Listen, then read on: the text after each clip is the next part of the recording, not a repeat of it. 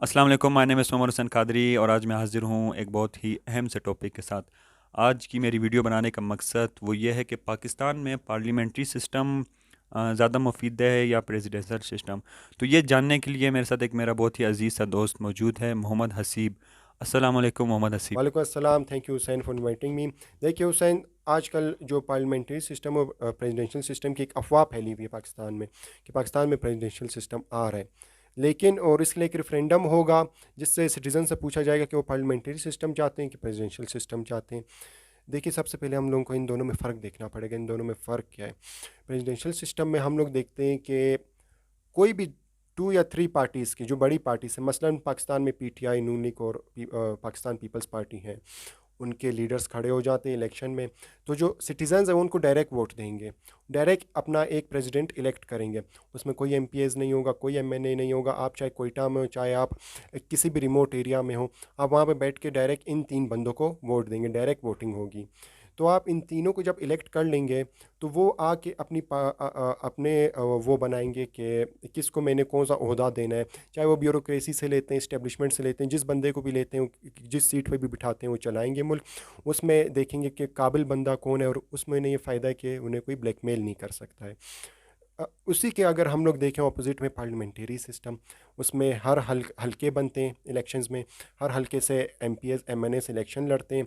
जिस सूबे में जिस पार्टी की सीटें ज़्यादा जीत जाती है उसकी हुकूमत उस सूबे में बन जाती है। नेशनल असम्बली में जो पार्टी ज़्यादा सीटें जीत जाती है उसकी असम्बली फेडरल गवर्नमेंट में बन जाती है। तो इस तरह जो जब वज़ीर आज़म आ जाता है तो वो इतनी पावर में नहीं होता है। वो किस वजह से पावर में नहीं होता है? उसने जो अपने अपने साथ एमएनएज़ उनके होते हैं, वो उसे ब्लैकमेल करते हैं। वो किस तरह से ब्लैकमेल करते हैं कि मुझे आप ये वज़ारत दे दें, वरना हम लोग आपकी हुकूमत के खिलाफ बगावत कर देंगे, आपकी हुकूमत गिरा देंगे। तो वज़ीर आज़म उस तरह से खुल के काम नहीं कर सकता as compare to presidential system में। प्रेसिडेंशियल सिस्टम में तो आप प्रेसिडेंट को ब्लैकमेल ही नहीं कर सकते। तो जो पार्लियामेंट्री सिस्टम है इसमें एक प्रेसिडेंट भी बैठता है, लोगों ने देखा है, लेकिन उसके पास कोई ऐसे ख़ास इख्तियारात नहीं होते। तो ये तो एक ब्रिटिश की तरफ से हमें चीज़ दी हुई है जो अभी तक हम लोग चला रहे हैं, जो अभी तक इंग्लैंड में चल रही है। वो इस वजह से क्योंकि वहाँ पे तो एक किंग होती है, क्वीन होती है। तो उनके उनको इख्तियार देने के लिए इस वजह से प्रेसिडेंट रखा होता है। तो उनको एज अ बस जो बड़ी पावर होती है, साइन होता है, वो लोग कर लेते हैं। एज सच उनके पास कोई इख्तियारात नहीं होते, सारे इख्तियारात वज़ीर आज़म के पास होते हैं।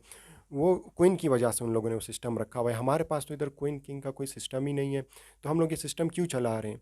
लेकिन ये जो पार्लियामेंट्री सिस्टम है ये कुछ लोगों के फ़ायदे में है, तो इस वजह से पाकिस्तान में चलता जा रहा है।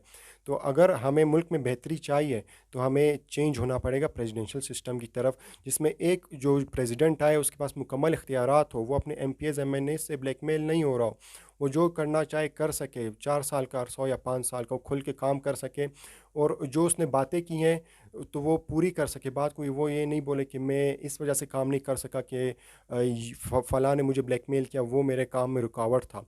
तो प्रेसिडेंशियल सिस्टम में बिल्कुल ये बात नहीं होगी, बिल्कुल वो आज़ाद होगा, उसके हाथ बंधे हुए नहीं होंगे।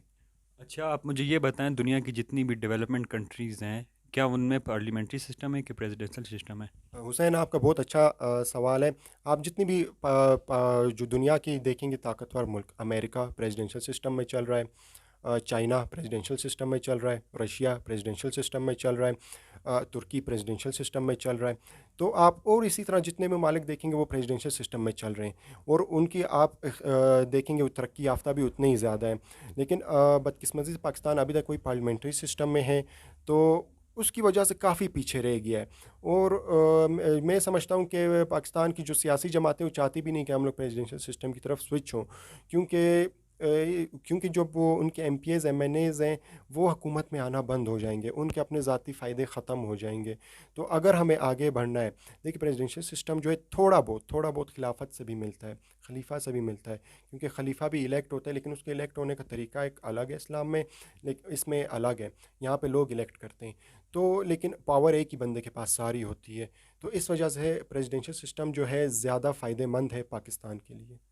जी, बहुत सी गोल्डन से पॉइंट्स, बहुत ही अच्छी हमें इन्होंने तरगीब दिलाई और हमारी भी दुआ है कि पाकिस्तान तरक्की करे और इंशाल्लाह पाकिस्तान तरक्की करेगा। और मेरा भी मानना यह है कि सारे इख्तियारात जो है किसी एक शख्स को दे दिए जाएँ, ना ही कि बहुत सी वेरियस डिवाइड हुआ होता है। और इंशाल्लाह पाकिस्तान भी एक दिन प्रेसिडेंशियल सिस्टम बनेगा और एक तरक्की याफ्ता मुल्क बनेगा। बहुत बहुत शुक्रिया हसीब साहब, आपने हमें टाइम दिया और अल्लाह हमारे मुल्क को तरक्की दे। अल्लाह हाफिज़।